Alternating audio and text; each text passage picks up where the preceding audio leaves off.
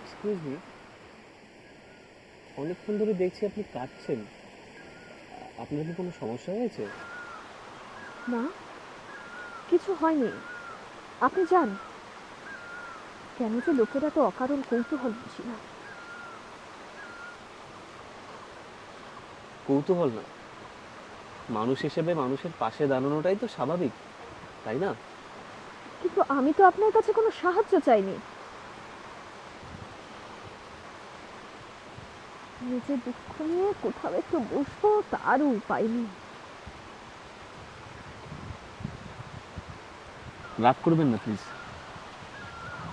মানুষ এই খোলামেলা প্রকৃতির কাছে কেন আসে জানেন? একটু শান্তির খোঁজে। এই আমাকেই দেখুন না, সারা সপ্তাহে অফিসের কাজের চাপ, বসের গালাগাল, ঘড়ির কাঁটার মতো ডেডলাইন, একেবারে দম বন্ধ হয়ে আসে। তাই ছুটির দিনটায় চলে আসি এই নীল আকাশের কাছে। আপনি কোথায় কাজ করেন? এই একটা মাল্টিন্যাশনাল কোম্পানিতে। বাই দ্য ওয়ে, আমি আকাশ। আপনি? তৃষা, নর্থ বেঙ্গল ইউনিভার্সিটি থেকে মাস্টার্স করছি। বুঝলেন তৃষা, যখন আমরা কেবল নিজের দুঃখ নিয়ে পড়ে থাকি তখন সেটা ভারী পাথরের মতো আমাদের বুকে চেপে বসে। কিন্তু যখন আমরা অন্যদের যন্ত্রণার কথা শুনি তখন আমরা বুঝতে পারি যে আমাদের সকলের বুকের মধ্যে একটা দুঃখের নদী আছে।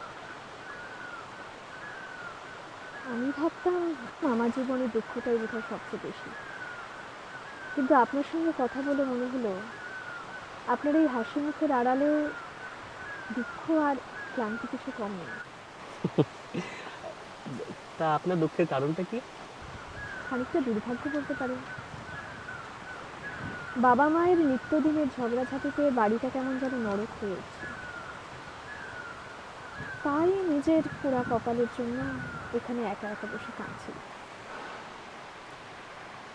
আপনাকে সান্ত্বনা দেওয়ার মতো সাধ্য আমার নেই, তবে দ্রুত একটা রোজগারের ব্যবস্থা করে নিতে পারলে আপনি নিশ্চয়ই নিজের ভাগ্যটাকে নিজের মতো করে গড়ে নিতে পারবেন। অবাঞ্ছিত পরিস্থিতি থেকে মুক্তি পেতে স্বাবলম্বী হওয়াটা খুবই জরুরি। আপনার সঙ্গে কথা বলে ভালো লাগলো।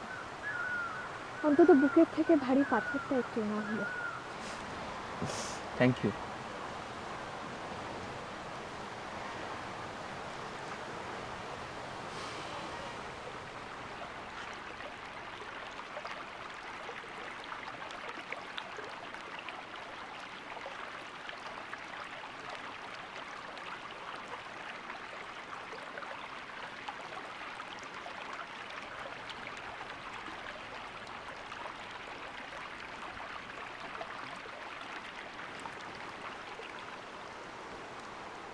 অনেকটা দেরি হয়ে গেল, এবার আমি উঠি। কাছাকাছি থাকেন? না, শিলিগুড়ি। সামনে আমার বাইক রাখা আছে, যদি আপনার আপত্তি না থাকে আমি আপনাকে বাড়ি অবধি পৌঁছে দিতে পারি। আচ্ছা, চলুন। চলুন।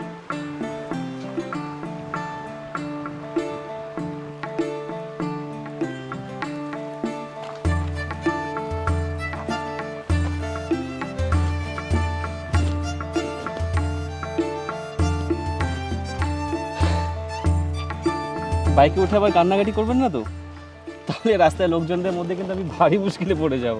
একদম না, একদম না, কথা দিলাম। ধন্যবাদ, চলুন।